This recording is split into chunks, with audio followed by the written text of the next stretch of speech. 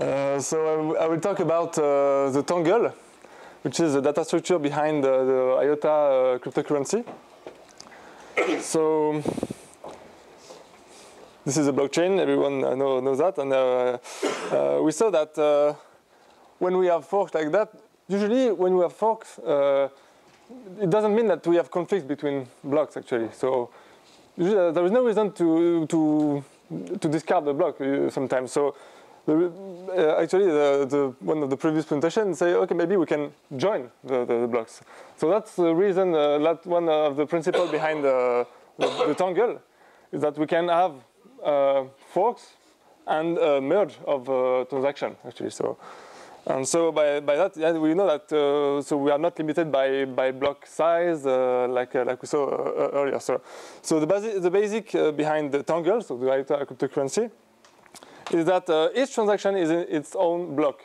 Okay, so it's tiny blocks, and instead of choosing one parent, they choose up to two parents, so one or two. Actually, we can even generalize that to k parents. So in the end, we have a DAG, a directed acyclic graph. And allowing this, it allows the graph to have temporary forks between unconflicting transactions, and then to merge back like that. So, and since there is no block size limit, because we can send how many blocks we want, and we are not limited by the size of block, and we are just limited by the bandwidth and the storage of the network actually. So yeah, I can generate a lot of transactions, and there will be merge later like that. And that's why maybe also they called it Iota, and it begins by IoT, because they want it to be usable by IoT devices. And for instance, by wireless sensor network, if they come offline during like one day, they can still add transaction in their own forks. And then when they come back online, if there is no conflict, we can join, can merge all the different forks. So that's the reason behind this data structure, and it allows a lot of things. But then the question is, what happens to the security, and is it easier to double spend if we have this? So how the consensus in the blockchain sense, how is it achieved? So here, so a little bit of vocabulary. So the blocks are called sites, and unconfirmed sites are called tips. And so when you choose two parents, the two parents should not conflict each other. So otherwise, your transaction is not valid, like in Bitcoin. And so some basic function just to be sure you understand well. So how to read the value? It's like in Bitcoin. If you select one tip, then you can read the whole, instead of the whole chain, you can read the whole DAG that is validated by these tips. And then inside, there is the partial order of transaction. And usually, if there is two transactions here that are not conflicting, so you can take any order as you want, and it will not change the value that you read.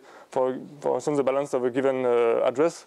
Just by choosing one tip, you can read the whole data structure. Okay, and so, but if there are some conflicting site or tips, then you have to choose, because you cannot. If you create a new transaction, you cannot confirm both those transactions. So you have to select where you will append your transaction. So in Bitcoin, it's easy because you just take the longest or the heaviest branch. But here, yeah, you will, at the beginning, at least they did not define weight for each block, and we will see that actually there are some weight, because we will, like when you transmit a transaction, you have to do a little bit of proof of work.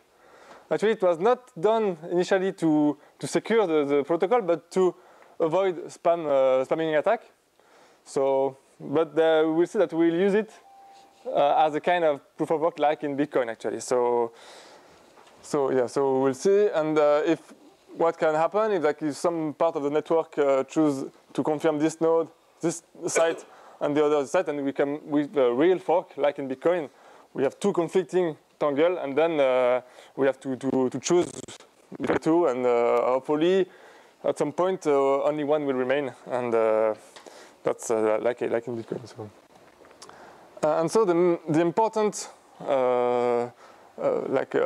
building block of this protocol is the algorithm that selects the parents. That's because the way you select the parents tells you how you read values, because we see that to read the value you have to say which are the correct tips, and it also tells you how to extend the data structure. So this algorithm, the tip selection algorithm, is the most important thing in the Iota Tangle data structure.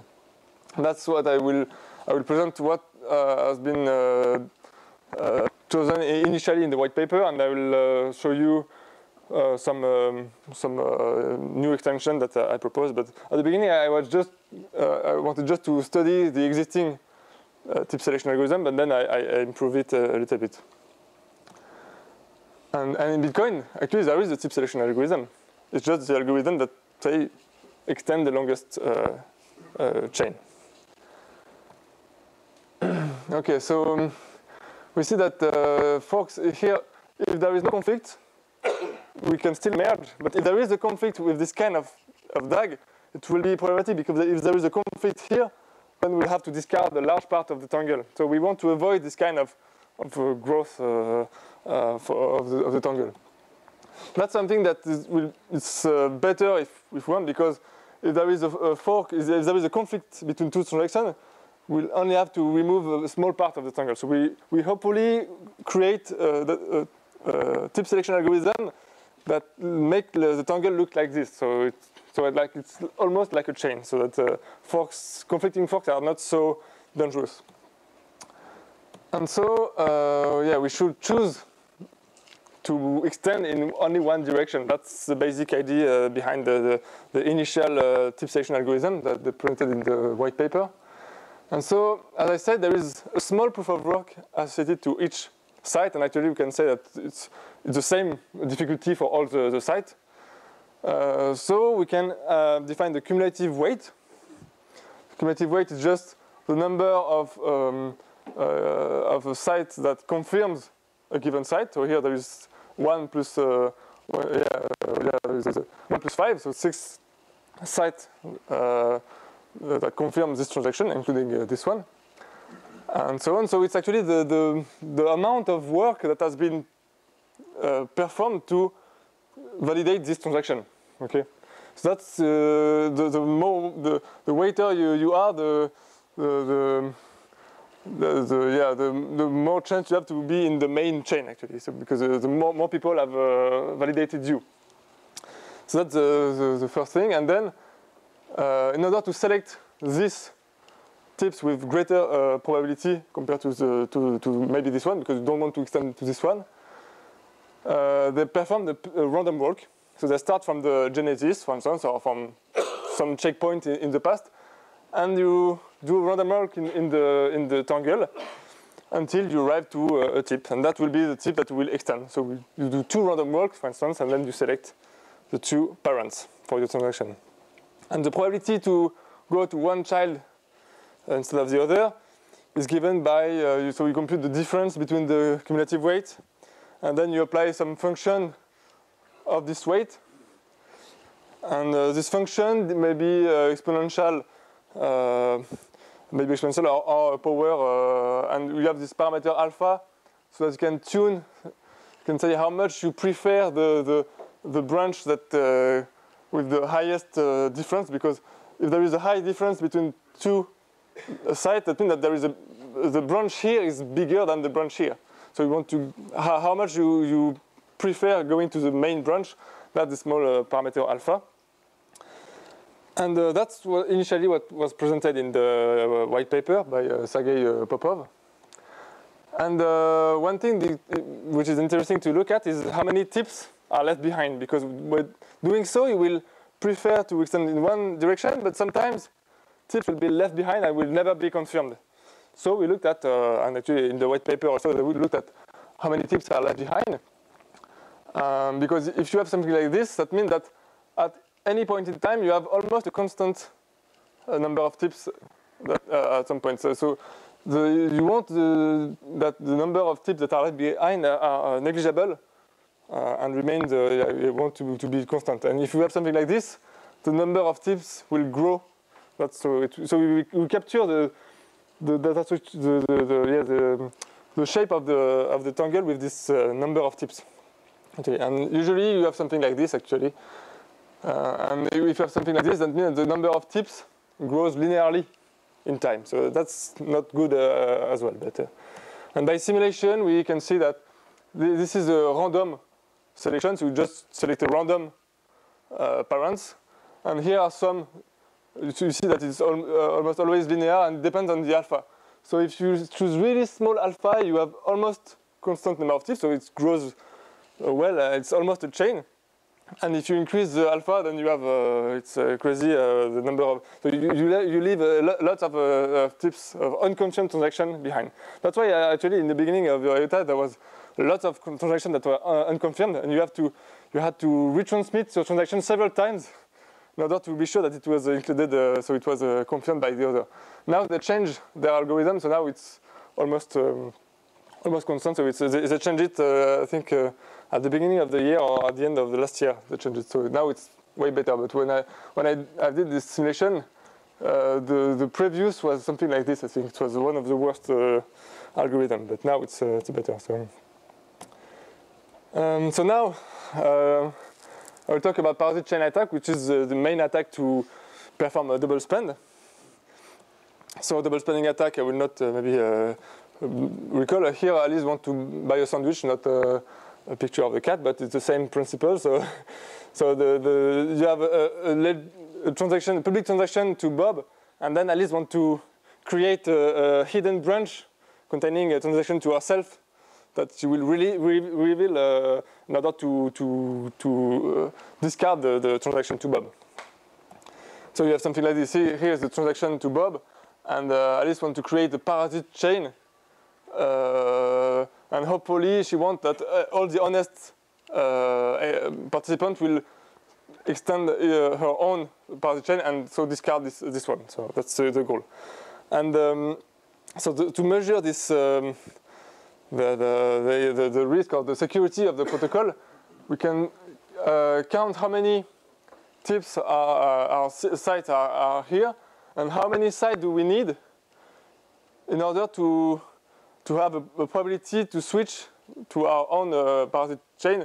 So the probability is greater than 1/2. So as soon as the probability to go here is 1/2, then all the network will start to increase our own parasite chain. So if I'm the adversary, I want that everyone wants to increase my own parasite chain.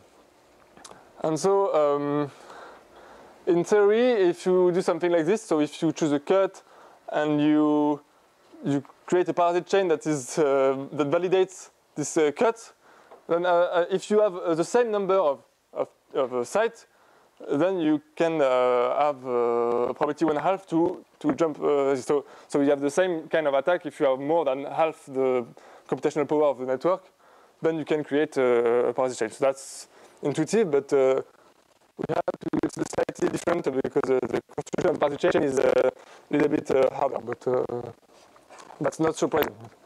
But in practice, it's actually worse because, for instance, for the random tip selection, so if everyone selects parents randomly, then you just create a lot of children, a lot of unconfirmed tips, and everyone will choose. As soon as you have more tips than the honest one, then everyone will choose our own thing. But no one uses a random tip selection. It's just for the analysis. And that's actually the shape of the parasite chain. If everyone uses the random walk, that's actually implemented right now on the Iota, then this is the best shape because you increase the weight here and increase the number of children. Actually, it's better to be attached here because you are more in the middle of the network. But that's just an illustration. But that's the best shape, and by doing so, you have just a fraction of the.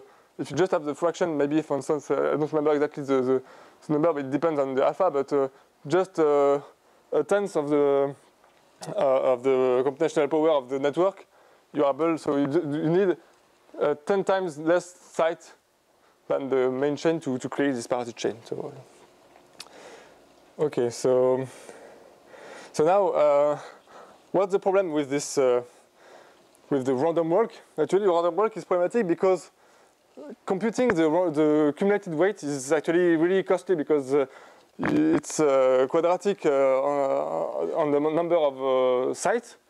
So the bigger the tangle, the harder is it just to compute the cumulative weight, and then you have to do the random walk. So the first thing we did is to change the cumulative weight, and we call it the real cumulative weight. It's not so, that's not a lot of inspiration, but the thing is that here, if we compute the cumulative weight, actually you see two children with a lot of with a really heavy weight, and you don't know that actually they come from the same chain. So when you just look at your children, you give lots of importance to two children, even if actually they are validated by the same chain. So the thing we did is that the contribution of a child is divided by the number of parents he has, so by 2. So here it's 1 plus half of the real cumulative weight of his children. And so you do it like this. So here it's 1 plus 1/2 and 1/2, so it's 2. Same for here. And so you compute everything like this. And a funny property is that if you take a cut, then the sum of the real cumulative weight is actually the amount of power that was generated to validate this tangle. So it represents it's a better representation of the weight that was used to create this tangle. So, and so now the probability to go to one child instead of the other is just it's not there. So it's just proportional to. It doesn't matter what is your rate. It's just proportional to the weight of a child. So here it's almost the same probability to go to B or to C. And if you have the real cumulative weight of B is 2 times the cumulative weight of C, then the probability to go toward B is 2 times greater than the probability to go toward C. So and there is no alpha property. There is no alpha parameter. But in the end, we show that the number of tips over time is almost constant. So that means that the shape of the tangle is okay, and you don't need to retransmit several times in order to be confirmed. And so that's the complexity. We are linear in the length of the tangle, so instead of quadratic. So the picture it doesn't mean anything. Just the complexity. We go from quadratic to linear. So of course it's way better.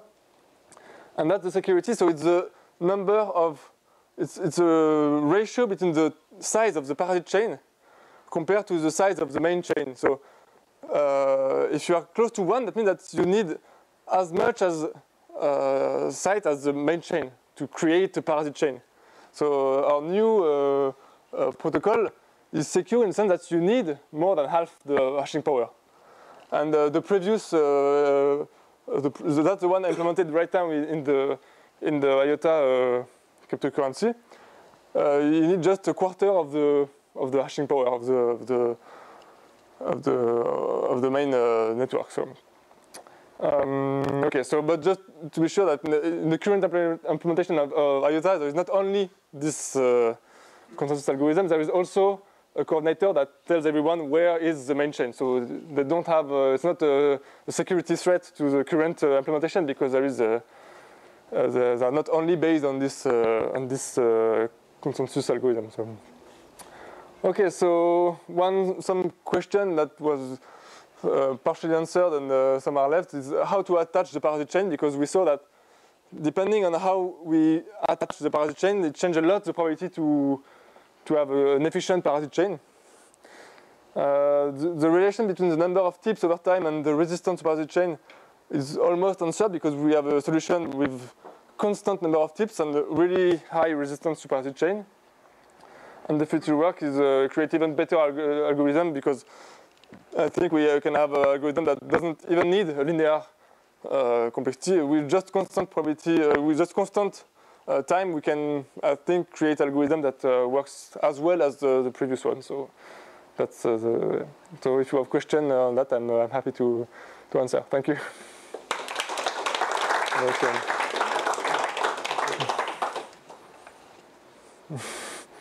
Yes. I have a question regarding the role of the coordinator. Yeah. And there's a discussion about if it's centralized or not, and what was your... they changed it like 1 or 2 weeks ago. They announced something, but if you look at before this new announce, it was considered centralized. It was controlled by the foundation. Maybe they have a cluster, but it's actually one public address that once in a while create a transaction, and everyone see that this transaction with this address was on the network. So everyone knows that that's the main chain. So there is one address. There is one address every 2 minutes that transmits a transaction, an empty transaction.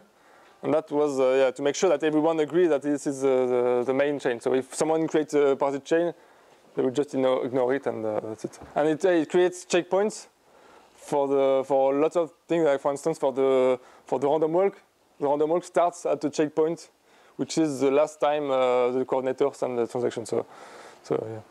So it's still running. And now they want to make it decentralized. For instance, to have like a consortium of different companies that maybe they have several coordinators and agree on where they can decide together where is the main chain. So that's why maybe they will keep the coordinator or something like this for a long time. So they will actually hopefully they will not use only this kind of algorithm to secure the network. So yeah. So next year it will be useless. Maybe that's the last time I present it. Next year I will talk about coordinator and maybe another question. Thank you.